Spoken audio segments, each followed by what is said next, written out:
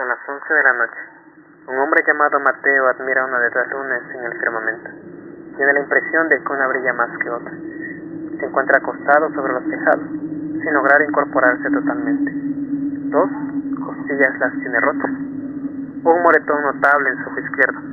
Se ve fatigado, pero alcanza a ver cómo algunos hombres se acercan a rodearlo. La historia se reanuda 2 meses antes. Mateo se encontraba trabajando desde su escritorio bajo mucha presión de su supervisor. Siempre lo comparaba con él. Le decía que a pesar de sufrir problemas cardíacos, él sí cumplía con su trabajo.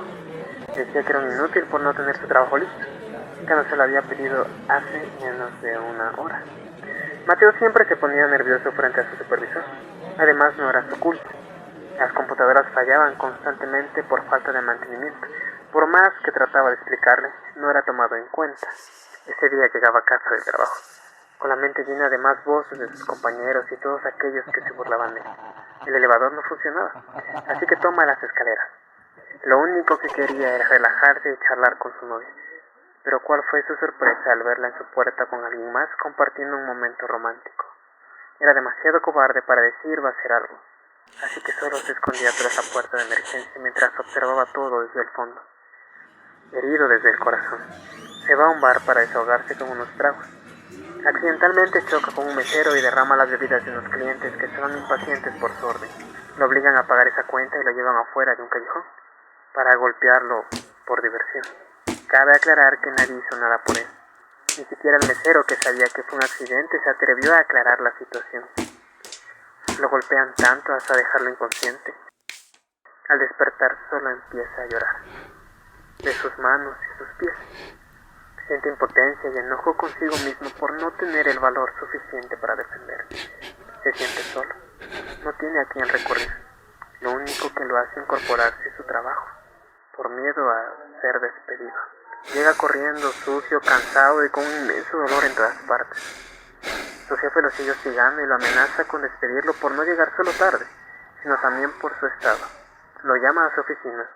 Mateo intenta narrarle los hechos de la noche anterior, pero es interrumpido por una bofetada de su supervisor. Eso crea un silencio incómodo en la habitación. Su supervisor le recalca su lugar mientras le dice que no es nada, no vale ni llegará cerca de ser alguien. La frustración de Mateo está por los aires. Trata de contenerse, pero está harto de que todos lo molesten y se burlen de él, harto de que lo hagan menos y lo vean menos. Harto de las injusticias por las que ha pasado, harto de que nadie vea el buen hombre que trata de ser, harto de ser humillado. Mateo suelta un grito como nunca antes lo había hecho. Se podría decir que era su primer intento de defenderse. Su supervisor trata de volver a bofetearlo para callarlo, pero esta vez Mateo lo empuja cayendo sobre el filo de su silla. Ambos se asustan. Solo fue un golpe, pero la impresión del supervisor fue tan grande que comienza a sujetar su pecho. Un inmenso dolor proviene de él. Toma un gran bocado de aire. Mateo trata de ayudarlo, pero es tarde. Su supervisor ha muerto por un paro cardíaco. Mateo no sabe qué hacer. Pide ayuda. Llegan sus compañeros y llaman a emergencias, pero él sabe que ya es demasiado tarde. Solo lo observa. Observa cómo se quedó recostado en su silla. Y de pronto se da cuenta de algo. Es que una voz en su cabeza fue apagada. Una de tantas. Eso le causa una pequeña satisfacción. Se siente un poco liberado. Al día siguiente la autorizan a ausentarse algunos días, por el posible daño psicológico o trauma que pudo causar. Al principio trata de olvidar lo que pasó, pero no podía ignorar la satisfacción que sintió en aquel momento. Todo empeoró cuando pensó, ¿cómo no se mueren todos como ese gordo? Lo empezaba a considerar. Se distanció de su novia para investigar más al tipo con el que lo engañaba. Descubrió que se llamaba Clayton. Lo siguió hasta su trabajo. Se aprendió su ruta y horarios. Comenzó a circular rumores sobre él, que estaba involucrado con pandillas, que era un traficante de drogas. Por el aspecto de Clayton, y por increíble que parezca, le creyeron y se distanciaron de él. Mateo sonreía al verlo solo. Lo esperó en un lugar poco transitado. Se encontraba tranquilo. Cuando Clayton pasó a su lado, se lanzó hacia él. Clayton, al ver a Mateo tan descuidado y flaco, no le pareció una amenaza. Pero ese fue su error, ya que cuando Mateo estuvo a su alcance, le cortó la yugular con una navaja que tenía oculta en su muñeca. El corte fue tan profundo que hacia Clayton y sujetó el cuello con firmeza.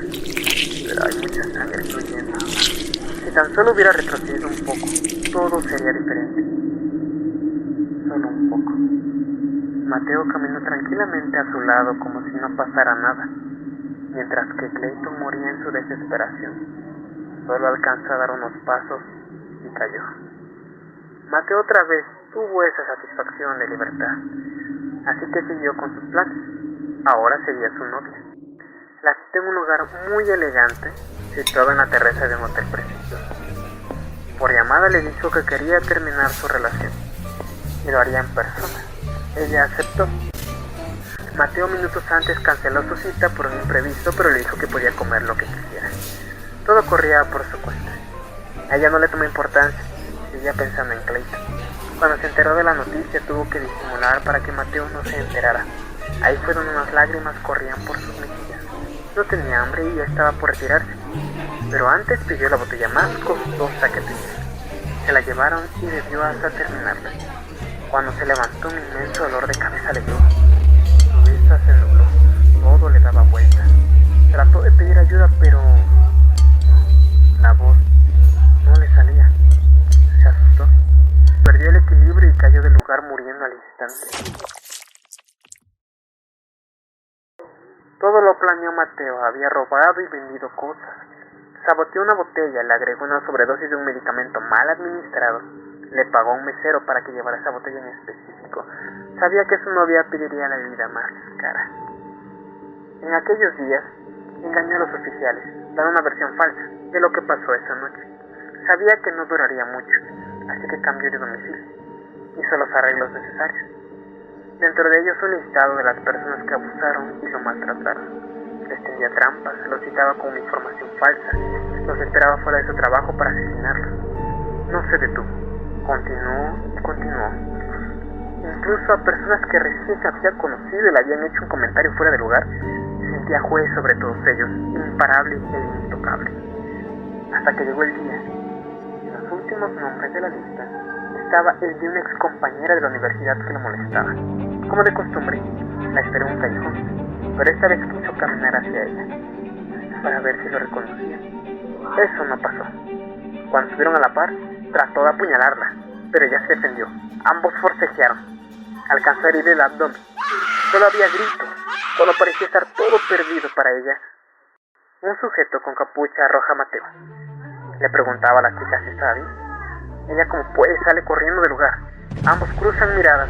Mateo le gritaba que se alejara. Él solo se limitaba a contestarle. Él era cortante en su respuesta. Mateo ya había escuchado de él, que recién lo llamaban el fantasma de Cuarcos. Cuando menos se da cuenta es golpeado, cayendo al suelo. No quiere sentirse débil otra vez.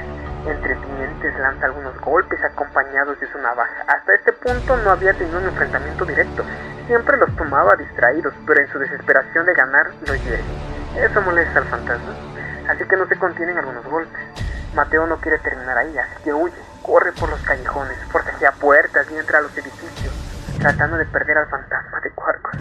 Casi está por alcanzarlo cuando Mateo ve una salida. No lo piensa y atraviesa una ventana. Recibe varios cortes. Escucha que algo de su cuerpo se rompió. Cae rodando sobre otros techados hasta detenerse sobre uno. A lo lejos se escuchan sirenas. Alguien debió alertar. Son las 11 de la noche. Un hombre llamado Mateo admira una de las lunas en el firmamento. Tiene la impresión de que una brilla más que otra. Se encuentra acostado sobre los tejados, sin lograr incorporarse totalmente. 2 costillas las tiene rotas. Un moretón notable en su ojo izquierdo. Se ve fatigado, pero alcanza a ver cómo algunos hombres se acercan a rodearlo. Así es, Mateo estaba a punto de morir. Parece que él era el único que no lo veía venir. Los sujetos que veía no eran oficiales, era un grupo criminal. Resulta que la mujer que atacó momentos atrás estaba relacionado con ellos por medio de su hermano. Y en cuanto ella le llamó, inmediatamente lo buscaron. Vieron cómo estaba, vieron cómo escapaba del fantasma de Cuarcos. Hasta que lo vieron solo se acercaron. Mateo no tenía forma de escapar, estaba agotado. Algunos oficiales rodeaban los edificios, buscando en las calles. Estaban por subir cuando el cuerpo de Mateo cae frente a ellos sin vida. Era ya casi irreconocible. No tuvieron piedad con él.